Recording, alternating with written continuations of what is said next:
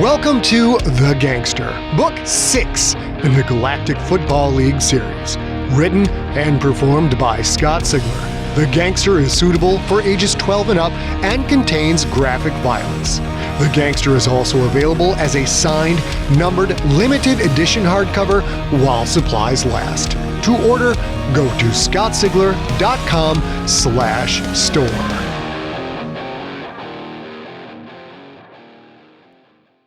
Hello, junkies. It is all GFL updates today. GFL Book 6 hardcover is at the stinkin' printer.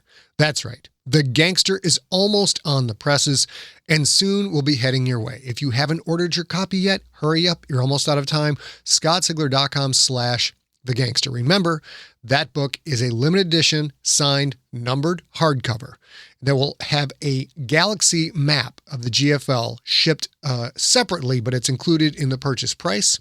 That is 24 by 36. It's this awesome horizontal map done by Scotty Pond. It's killer, and it will greatly amplify your enjoyment of any and all GFL stories. Now, we don't have a ship date yet for GFL Book 6 hardcover because there's a backlog at the printer. A lot of hardcovers are backed up due to COVID shutdowns. We know it will be on the press soon, but we don't know when soon will be. And hey, FDO, what about GFL Book 7? Now that you're done with GFL Book 6, it's been almost 5 minutes since I finished a book you spent 5 years working on. When do I get that sucker? Well, you little rapscallion, you are asking me that so soon, but I do have an answer for you. It turns out I am 33% of the way through the second draft of GFL Book 7. So no promises, but we expect GFL Book 7 out sometime in 2022. And we're also doing the final punch-ins for the Stone Wolves audiobook. It's a GFL novel. It is a must-read or must-listen to better understand what happens in Book 7 and especially Book 8, because it all ends with Book 8. We expect the Stone Wolves ebook and audiobook out sometime in late 2021.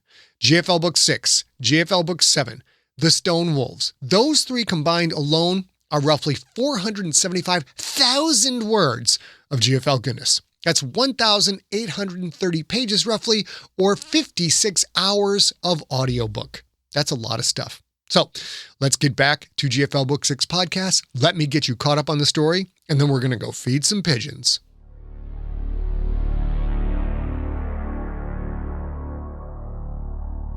Previously on The Gangster, Quentin has found the father he searched for his whole life.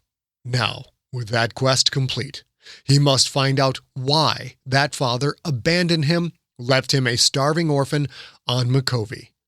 Dark secrets of Quentin's past are revealed for the first time next in The Gangster, episode number 25.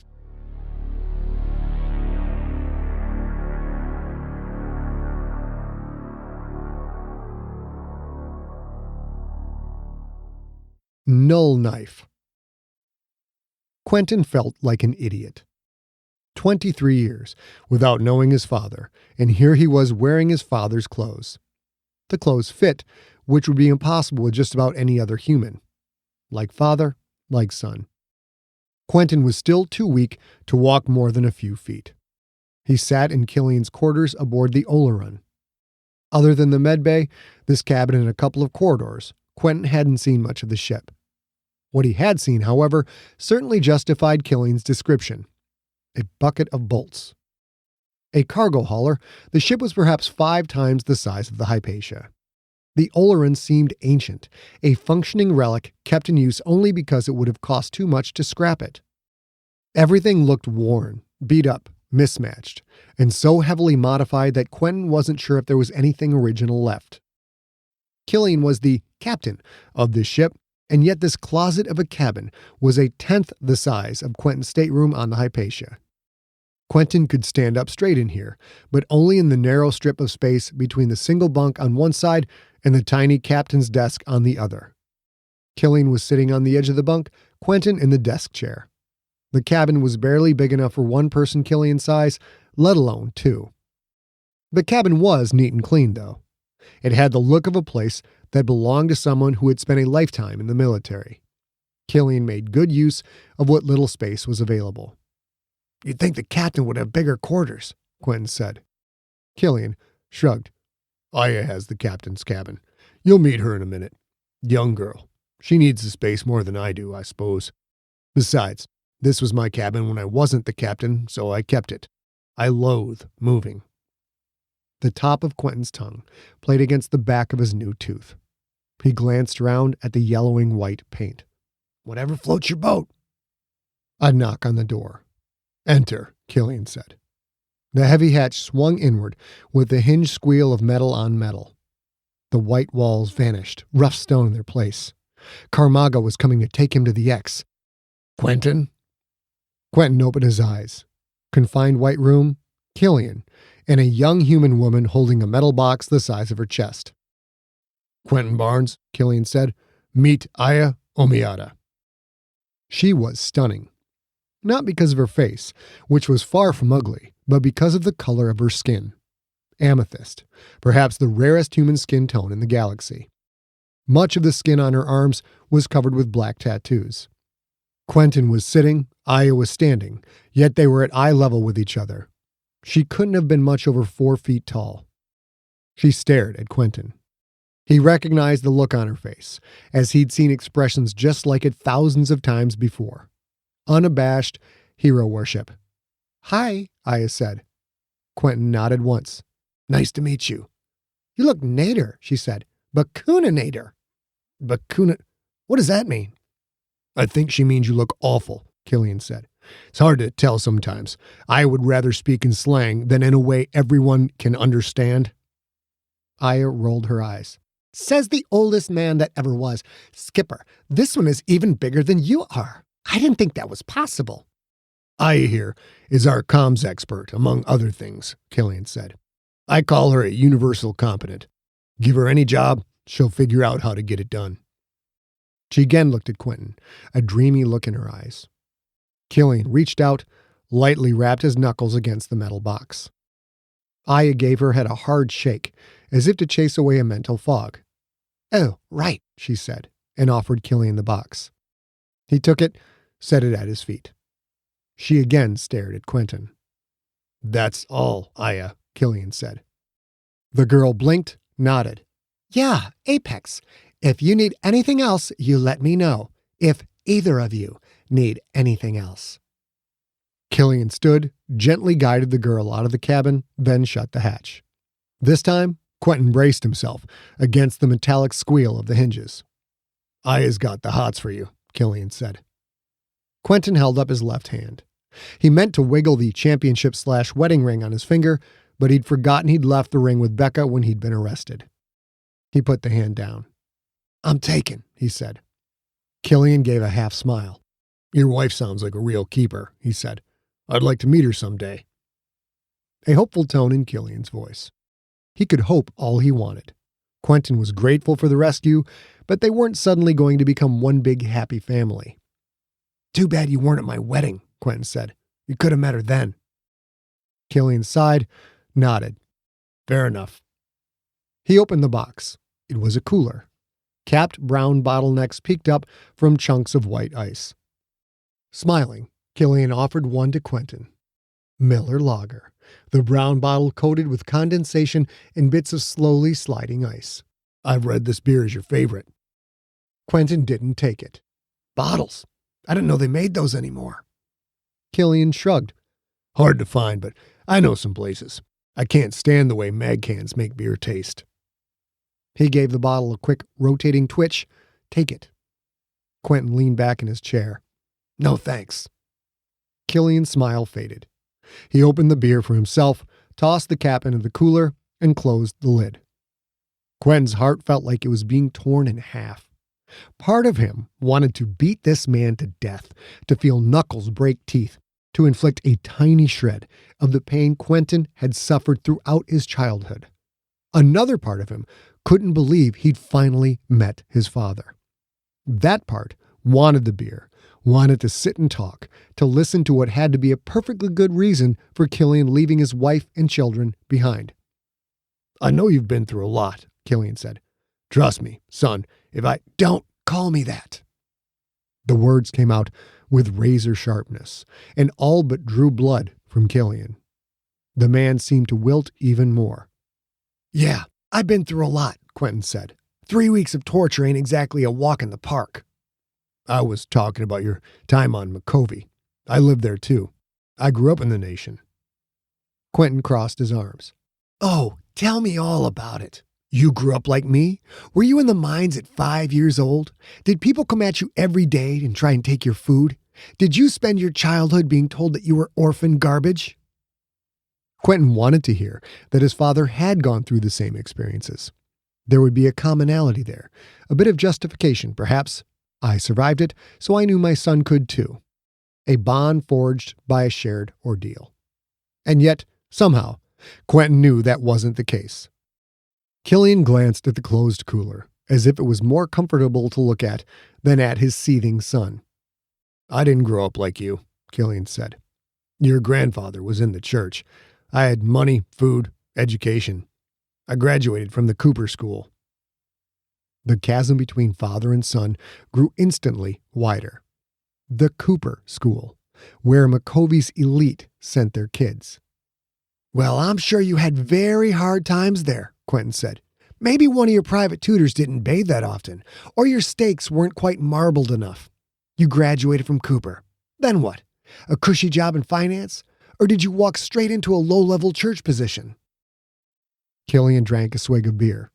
He thought for a little while, fingertips tapping on the bottle. Neither, he said. I joined the military. Not uncommon for Cooper School kids. Another stepping stone, Quentin said.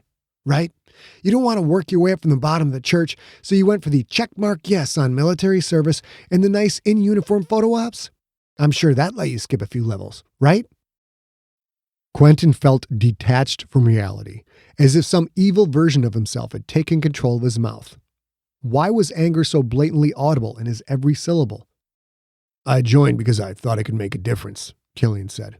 I wanted to serve the nation. Every church official with a military background said the same thing. How'd that work out for you? Killian drained the beer. He opened the cooler and slid the empty back into the ice. He pulled out a second bottle. Great at first. He opened the beer, tossed the cap into the ice. Or so I thought at the time. I was 18. What do 18-year-olds know? 18. Quentin had been 1 year older than that when he'd left Micovi to join the Krakens. Had that really only been 5 years ago? But Quentin understood what Killian meant.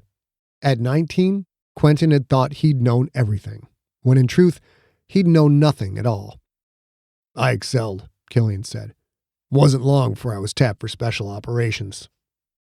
An image of Killian in the borehole corridor, hidden in the shadows, that oversized bladed pistol in his hand.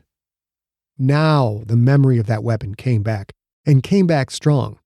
It was a legendary tool of death, the iconic 700 caliber 5-shot orphaner, used only by the purest nation's most elite soldiers.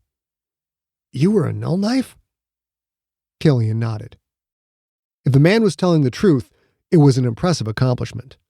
Null knives were the purest nation's best of the best. They specialized in espionage, demolitions, and more. They performed missions on enemy soil.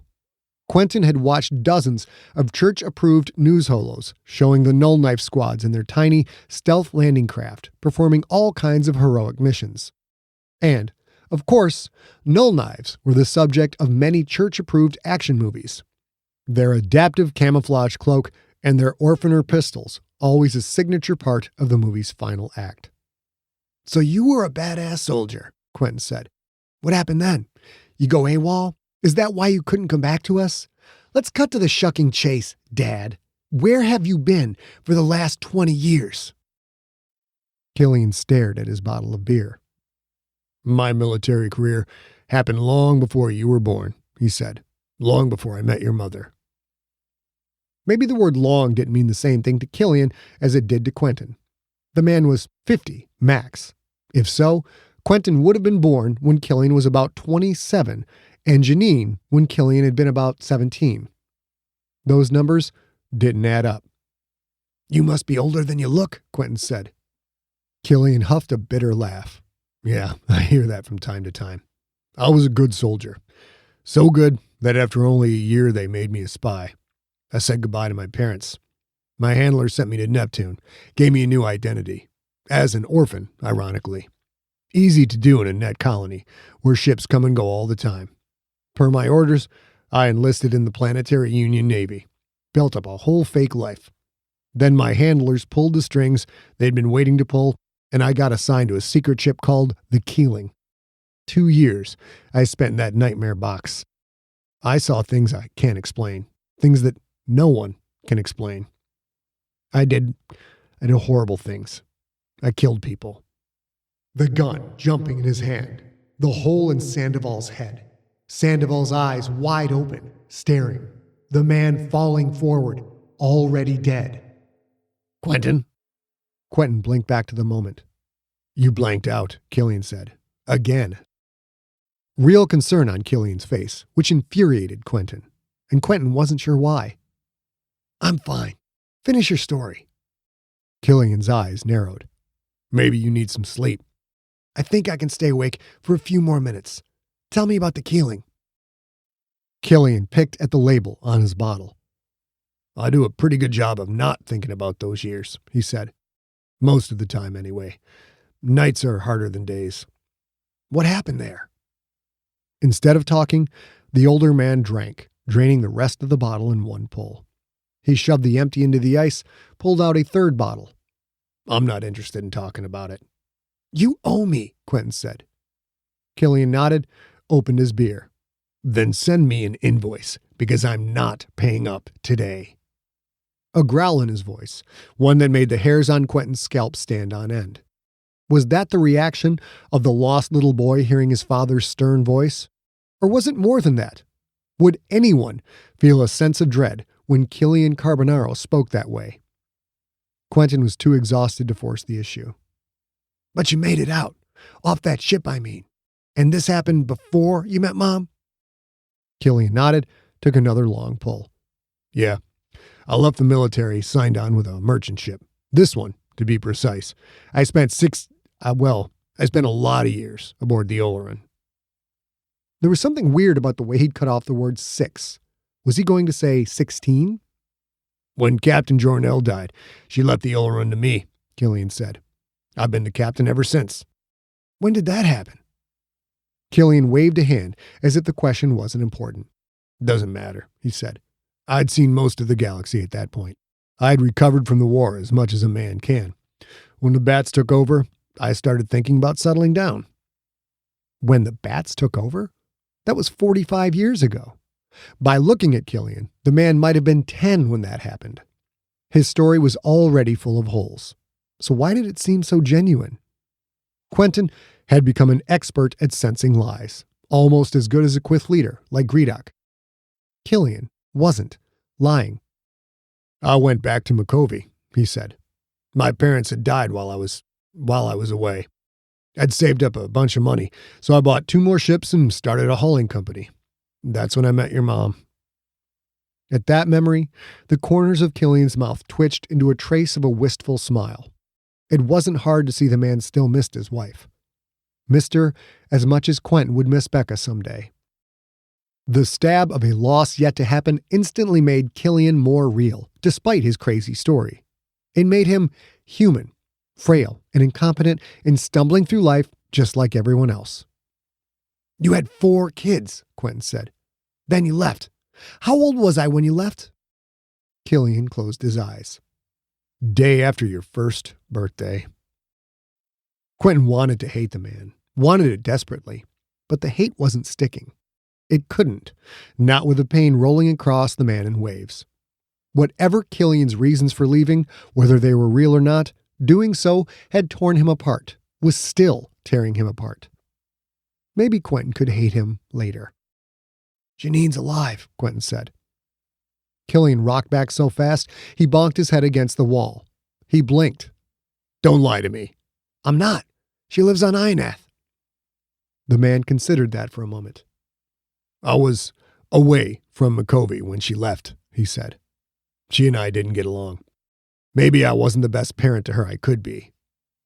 Not exactly a ground-shaking admission. I had anger issues, Killian said. She was the oldest. She took the brunt of it. I'm sure she left Micovi because of me to get away before I returned. Did she find you after you started playing football? Quentin shook his head. No, I found her. A guy I hired found her, I mean. She still hasn't talked to me about it, but I get the impression some bad stuff went down between you two. That's one way to put it, Killian said. Janine is alive. I'm surprised, but maybe I shouldn't be. She was always tough. So tough. Hidden volumes of history in those words, Quentin sensed. Janine was 10 years older than he was. Someday, maybe they could all sit down together, and Quentin could learn what had happened between his father and his sister. Like water inevitably seeping down a slow drain, Quentin's animosity toward this man was fading away. A guy pretended to be my dad once, Quentin said. Killian nodded. Yitzhak told me. Quentin had fallen for that act. He'd allowed himself to be played. Yes, he'd believed that actor had been his father, but talking to Killian felt different. Different visually, emotionally, different in his soul. Denying that this man was his father was like denying the light from the stars. The man's face, the man's voice, they were extensions of Quentin's own. I've been waiting my whole life to meet you, Quentin said. My whole life. Killian's face tightened, pain in those eyes. I know. Simple as that. A two-word admission. This man had abandoned his children. Maybe he had reasons, people always have reasons, but he wasn't absolving himself of the responsibilities he'd failed to fulfill. I knew you grew up hard, Killian said. I lived on Micovi. I know what life is like for orphans. I wish you hadn't had to go through that. I don't expect you to believe me, but if I'd stayed, your life would have been even worse. Even worse? This man had no idea what he was talking about. Quentin still felt weak, but not so much that a fresh surge of anger didn't bring power to his words. They hung Quincy when I was 4, Quentin said, because he tried to steal bread to feed me. Killian's gaze dropped. He stared at the floor. Yeah, he said. I know. Quentin wasn't a father yet. He could only imagine what it would feel like to lose a child. But Killian hadn't been there to protect his son. He deserved to hurt. Quincy didn't steal money, Quentin said. Didn't steal jewelry, didn't take anything fancy, just food. They hung him for it. I was the last family member alive, so I was responsible for the family debt. At 4. I worked where I was told to work. What else was I going to do? I had no one. Killian rubbed at his face. Quentin heard skin sliding over stubble. The first time someone tried to rape me, I was 9, Quentin said. I hit that man in the head with a rock. I never found out if he lived or not, because I had to run, because he was part of the church and he could do whatever he wanted. If I'd reported it or been found anywhere near him, I'd probably have hung as well.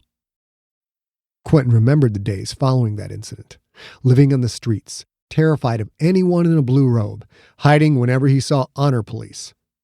He had been sure that every person he walked past would point at him, scream for the police to take him away. He'd gone 4 days without sleeping. Men were always beating me up, taking my food, what little money I had, Quentin said. I learned how to fight. Not with any real skill. I'm not a boxer. I learned how to hit first, how to hit hard, how to keep hitting until the man didn't move anymore. I made people afraid of me so they would leave me alone. I was tall for my age, but so skinny. Can you imagine the kind of beatings a 9-year-old boy would have to deliver to make grown men fear him? Killian didn't respond. This was a beating of a different kind. Quentin was dishing it out. His father sat there and took it. The older man looked so pathetic that Quentin wanted to stop but couldn't. He'd never spoken of these things to anyone, not even Becca. Now that he'd started, he couldn't stop. But you know how Micovi is, Quentin said. Some people you beat up and they go away. Some get mad. It's about their honor, right? The first person who tried to kill me was someone I'd whooped a few weeks earlier. He came at night with a knife when he thought I was sleeping. I was 10. 10 years old, fighting in a dark room against a full-grown man, while the other guys in my bunkhouse waited to see if we would both die so they could take our stuff. I got the knife, and I cut that man, Dad. I cut him bad. He didn't die, but he never bothered me again. It had been years since Quentin had thought about that night, thought about how he'd stitched up his own arm with thread pulled from his blanket.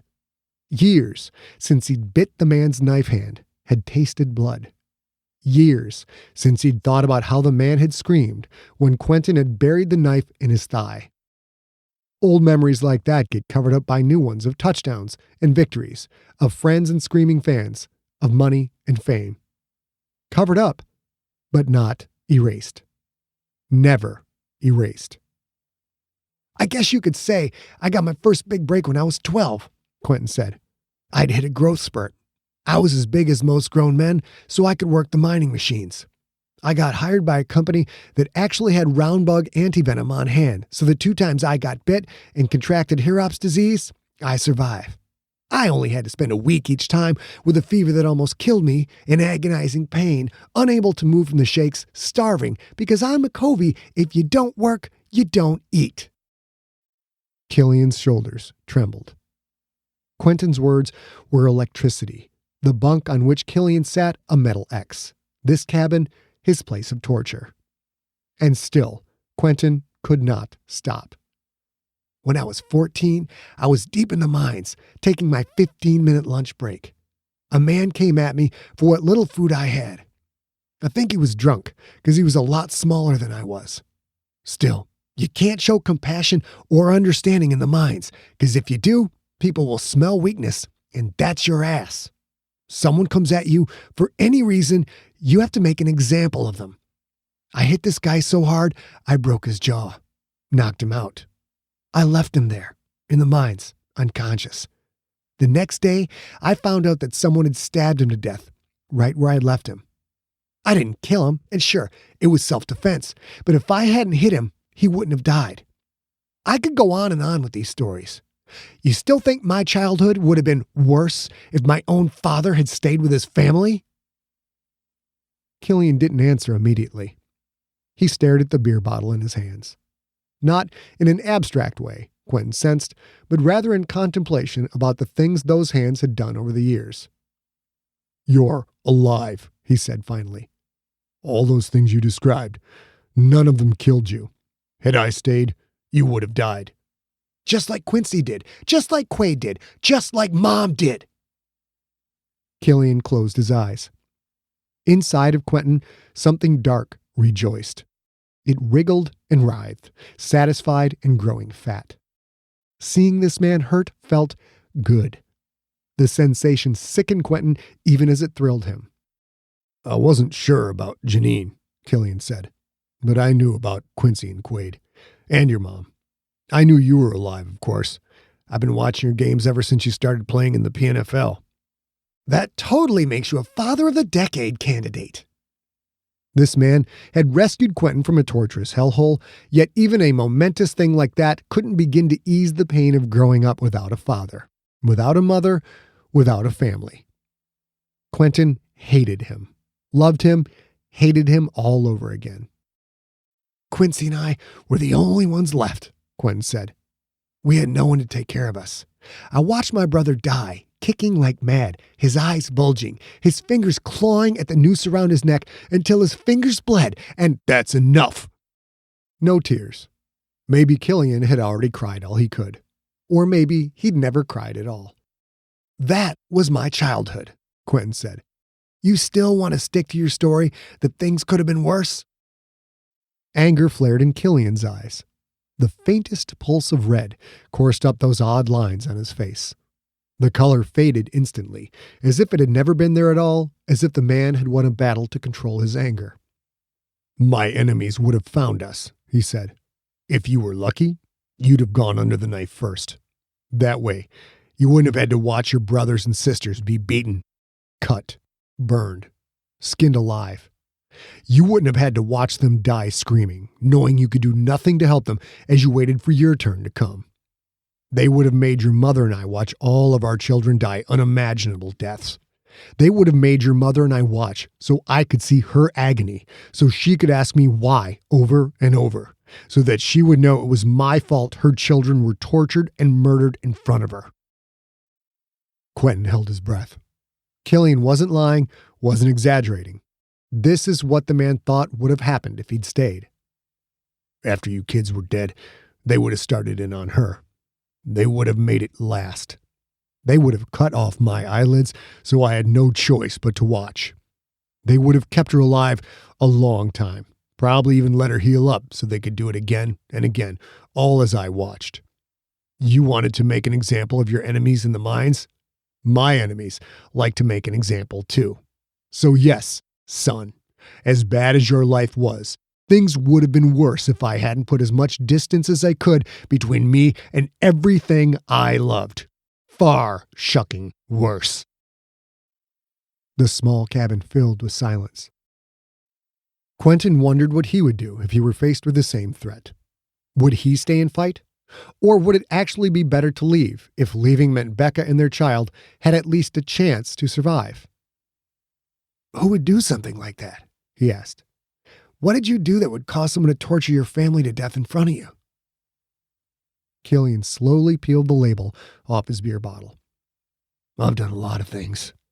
I joined the military because I was a patriot. When I got out, I kept fighting because I believed in freedom. Eventually, I learned that patriotism and freedom are illusions. Those things create excuses for sentients to be monstrous to each other. I was a monster, and I'm still paying the price." Killian's expression hardened like cured concrete. "This conversation is over," he said. "There's much you deserve to know. We don't always get what we deserve." The anger that had been Quentin's second wind faded away, and with it the last of his strength. So tired. He twitched as a ghost pain shot through him. He gripped the edge of the desk until it passed. Quentin rubbed at his face, tried to focus. "I was a monster, and I'm still paying the price." Quentin was paying a similar price. Weeks of torture. Because of Greedock. The leader had decided Quentin was no longer useful as a football player. Quentin's worst fear come to life. Greedock had found a way to bury Quentin alive, to shove him into a deep dark hole from which there should have been no escape. Who would be next on Greedock's list? Becca, Janine, Fred, the Tweedies? Killian had run from his enemies. Could Quentin do the same? Take Becca and just go? Killian had been a spy, a covert operative, someone who knew how to hide, how to become another person. Quentin was the most famous sentient in the galaxy. Where could he go? How much surgery would he need to permanently change his appearance, enough so that he wouldn't be recognized on sight? Even that wouldn't matter. Unless he took Janine, Fred, Chodo, the Tweedies, and maybe even more sentients with him, Greedock would still get them. Quentin couldn't run, which meant he had to attack. Could he even get near Greedock now? Doubtful. Even if there was a way to reach the leader, Quentin didn't know if he could kill him. Another death on his hands, like that of Jonathan Sandoval. Maybe hire someone to take Greedock out? Would Fred do it? This was a no-win game. Quentin knew one person who could possibly get to Greedock, as opposed to the leader's endless experience in ordering death, as opposed to the untold number of murderers the leader had access to. "Quentin, you phase out on me again?" "No, just thinking." Quentin didn't know the first thing about how to take out a crime lord. Maybe Killian did, though. If Killian was a special ops soldier, like he'd said, then no. There was another way, a way both simpler and far more complex. A way provided by Anna Villani. A way where Quentin didn't have to go anywhere at all. "You said we're one full punch from Ionath. You sure?" Killian nodded. If Chodo had followed orders, Richfield now possessed the case with the Gibbeljuans. Richfield. And Greedock. Was there a way to kill two birds with one stone? To kill all the birds? "If I can convince the doctor that she's going to get paid," Quentin said, and I stay here as a bargaining chip of sorts, and she releases the missile lock. Could you take the Oleron to Ionath and then come back here? Killian blinked rapidly, as if he couldn't quite process what he'd just heard. That's a lot of ifs, he said. If you have a way to pay the contact, tell me, and we'll all get out of here together. Why the hell would my crew and I come back to the borehole a third time? Because I want you to bring Greedock the Splithead here. He's a threat to me and my family. I want to end that threat. Killian leaned back, shook his head slightly. You're not making any sense, he said. If you want Greedock dead, why bring him here to get it done? Because there's no way to get at him in Ionath. He's paranoid because of the attacks on me. His assistant, Masal the Efficient, told me Greedock has increased his security, and the Kraken's building was already a fortress. I have to lure Greedock away from there. And besides, I don't want him dead. You don't want him dead, Killian said, speaking slowly, as if talking to someone who wasn't all that smart. You think you can just sit down with a crime boss like him, crack a beer, and iron out your difficulties like a couple of pals? Just answer my question. Could you take the Oleron to Ionath and then come back here? Killian tapped the beer bottle against the inside of his knee. I could, but I couldn't take the whole crew, he said. Aya would have to stay here, manage the computer system while I'm gone, which puts her at risk. If the bats come here before I return, she's dead, or she becomes a permanent resident, and I won't be able to get at her. After the bats retake control of this place for the second time, you can bet they'll tear everything out at the roots. They'll find our code, make sure we can't get in again. So assuming that Aya would agree to that kind of idiocy, because that is her choice, not yours, what do you think is going to happen? If Greedock is so well protected, you think he can't be killed. Do you really think he can be kidnapped instead? Quentin felt tired, so tired, but his idea brought with it a burst of energy. There was only one question that really needed to be answered. Did he know the Kraken's owner as well as he thought he did? You don't need to kidnap him, Quentin said. If things go right, Greedock will come here on his own. The first thing I need is for you to pick up something from a friend of mine and bring it back. Killian shook his head. If I go, not when. And I told you, we can't tell anyone you're alive. If word gets out, I know, if word gets out, the bats will swarm this place. We can trust this sentient to stay quiet. You'd better be certain of that, Killian said. You're not only betting your life on this, you're betting my crew's life as well. Richfield thought Quentin was a living god. She would do anything he asked. My friend will stay quiet, he said. Trust me. Killian thought, scratched at his neck. Assuming the rest of my crew opts in, we fly the Oleron back to Ionath and pick up this mysterious package. What's the second thing? Quentin paused, thinking of what was needed for his idea to work. Your inside contact, the doctor. Do you think she's a good liar? Killian thought, shrugged. I don't know. She was still here after the last escape, so maybe. Depends on if she was questioned after that, I suppose. Quentin would have to evaluate that for himself when he met the doctor. If she seemed like a good actor, his plan might work. If not, he'd look for another way. The second thing I need you to do is take the doctor with you to Ionath. I need her to deliver a message to Greedock that I want to apologize to him, that the bats have given him special permission to come here. Killian laughed. No way a gangster like Greedock would fall for that. Perhaps had it been any other gangster, Killian would be right, but Quentin knew full well Greedock's hate. In the leader's eyes, Quentin had challenged him too many times, disrespected him too many times. Having Quentin killed would give Greedock some level of satisfaction. Sending Quentin to a bat prison would bring even more. But there was one level of satisfaction that, Quentin hoped, the leader would not be able to pass up. We have the doctor tell Greedock that I've been in my cell begging for a chance to apologize to him. She'll tell him I'm broken down, that I hope an apology will make Greedock recant his testimony, which would set me free. She'll tell him she can bring him here to see me, but she'll only do that for a price, a high price. He'll fall for it. Money is the language he speaks. Killian thought it over, absently scratched at his chin. We'd have to ask my contact if she'll do it. Her call. She obviously takes great risks for money, Quentin said. So I'll offer her a lot of it. A head tilt and yet another shrug indicated Killian thought the doctor might go for it.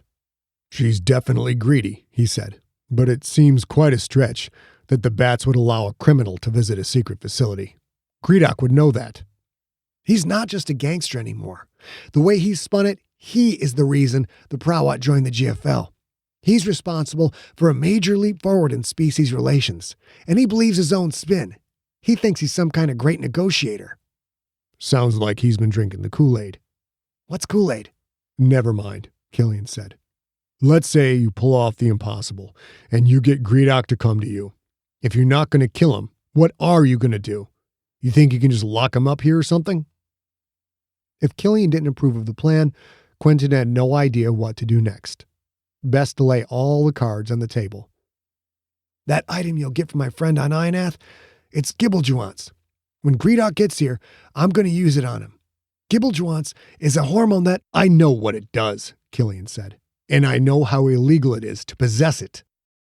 A sharpness to his voice that hadn't been there before. You've broken people out of an Imperial prison, Quentin said. Twice. Doesn't seem like breaking the law bothers you that much.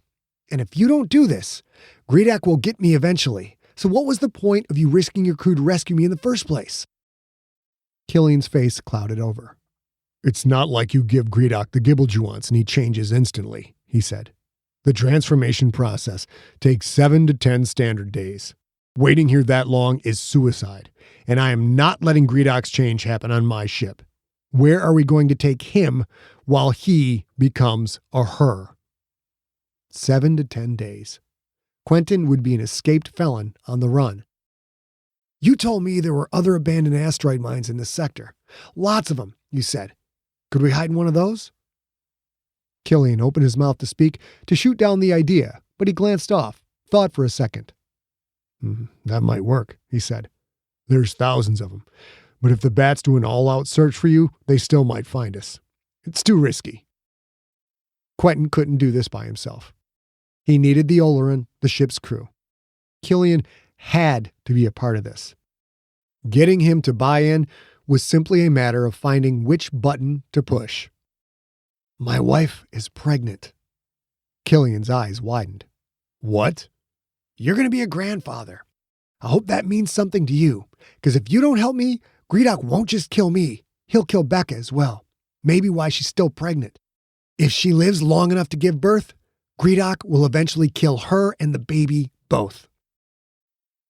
Quentin half expected his father to say something like, no one would do such a thing. But the man did not. I will take Greedock out for you. I'm not happy about the idea, but I'll do it. I'll go to Ionath. I won't let him get what's left of my family. Quentin remembered seeing Killian in the shadows, the big pistol, the red lines on his face making him look like the low one. The man had been a null knife, the nation's best killers. Even if Killian could pull it off, sending him would be no different than if Quentin pulled the trigger himself. Flashing memories of Jonathan Sandoval's blank, dead stare. I'll tell you again, I don't want Greedock dead, Quentin said. And if you miss, if his people get to you before you get him, he'll kill my people. My idea is the only way to be free of him and not take his life. Killian's hard stare softened. He uncrossed his arms, sighed. So you're not a born killer, he said. Believe it or not, that's a relief. You're not like your old man. I'll talk to my crew. This idea is stupid, but they're adults. Adults make choices. If they agree, then I'll do everything in my power to help you. Let's see what they say. Killian stood, drained his beer, put the empty back into the cooler. Come on, he said. Let's get this over with.